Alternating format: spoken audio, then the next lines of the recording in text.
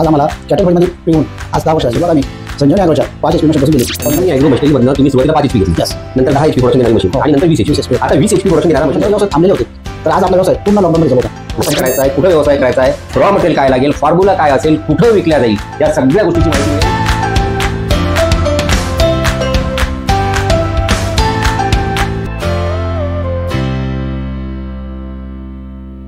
नमस्कार. संजीवनी मशिनरीमध्ये आपलं स्वागत आहे. आज मी व्यवसाय करणाऱ्या एकदम जुन्या व्यक्तींना भेटवतो आपल्याला.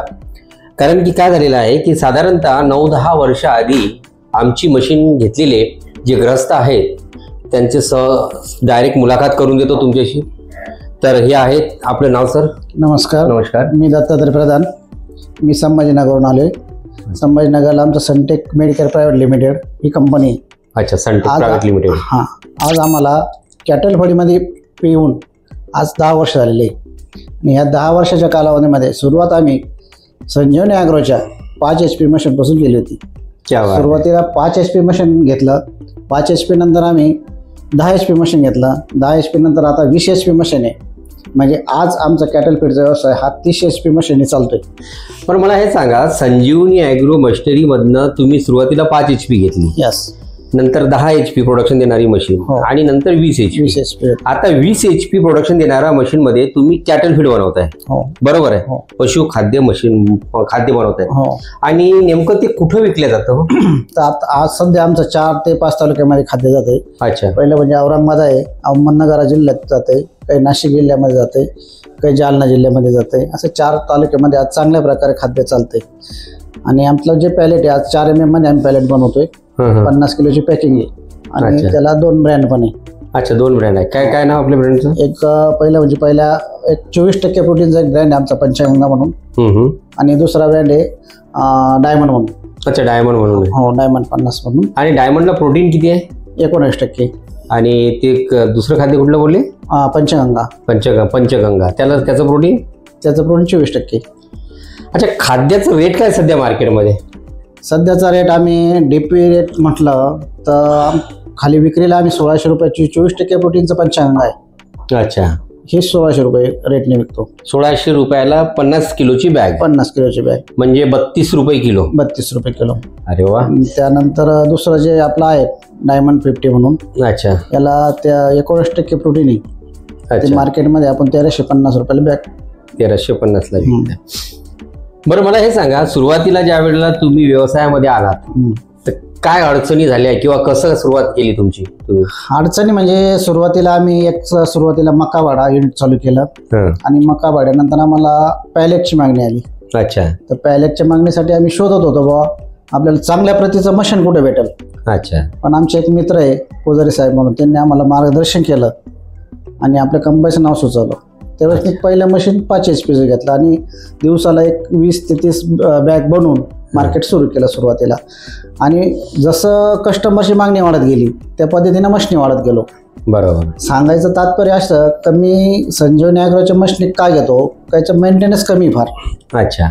आणि सर्व्हिसिंग वगैरे कंटिन्यू वेळेवर करतो, त्याच्यामुळे मेंटेनन्स कमी. आणि काय असतं, इतर मशिनरी पण मी बघितल्या, पण कास्टिंग ज्या मशीनला असतात विटिंग वगैरे त्याचा प्रॉब्लेम सॉल्व्ह होतो. आणि इतर मशिनरीमध्ये आम्ही बघितलं तर ते लोखंडी बनवल्यामुळं जास्त दिवस चालत नाही. म्हणून आम्ही जास्त रेफरन्स संजीवनी याला दिला मशिनरीला. आजही तुम्ही सर्व्हिसिंग करण्यासाठी मशीन आणलेली आहे इथे? माझं 20 HPची मशीन घेऊन आलेलं आहे. आजही सर्व्हिसिंग करण्यासाठी 20 HP. किती वर्षानंतर सर्व्हिसिंग काढली तुम्ही? वर्षानंतर 1 वर्ष, दर वर्षाला आपण कंपनीमध्ये सर्व्हिसिंग करतो.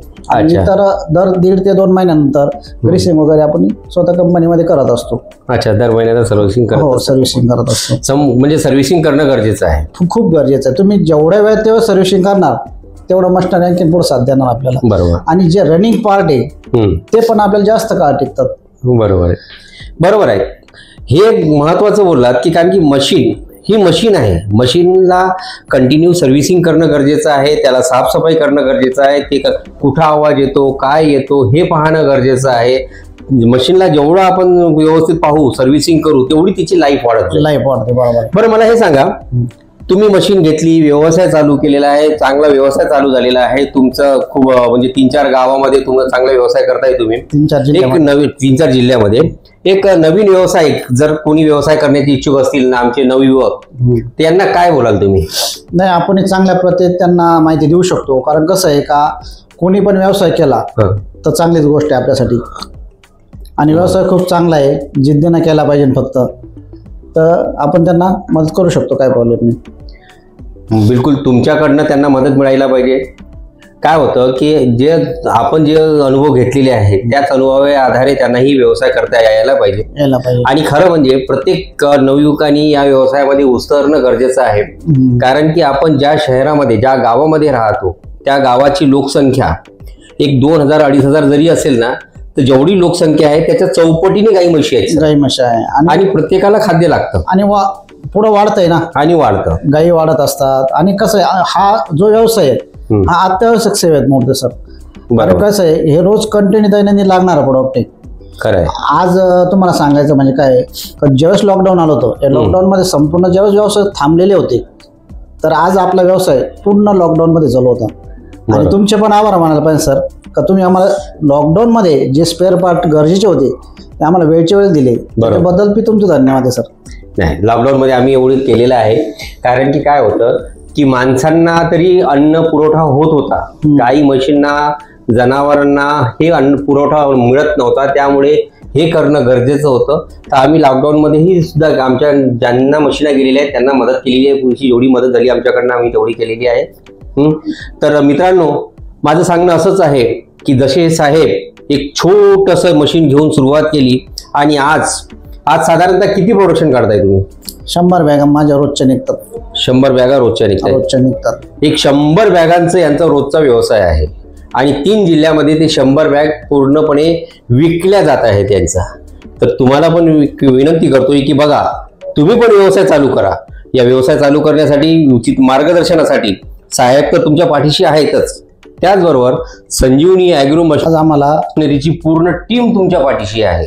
खालती नंबर दिलेले आहेत, या नंबरवरती कॉल करा आणि पूर्णपणे माहिती मिळवा. कसा व्यवसाय करायचा आहे, कुठं व्यवसाय करायचा आहे, रॉ मटेरियल काय लागेल, फॉर्म्युला काय असेल, फक्त एक कॉल करा खालती दिलेल्या नंबरवरती. थँक्यू, धन्यवाद सर.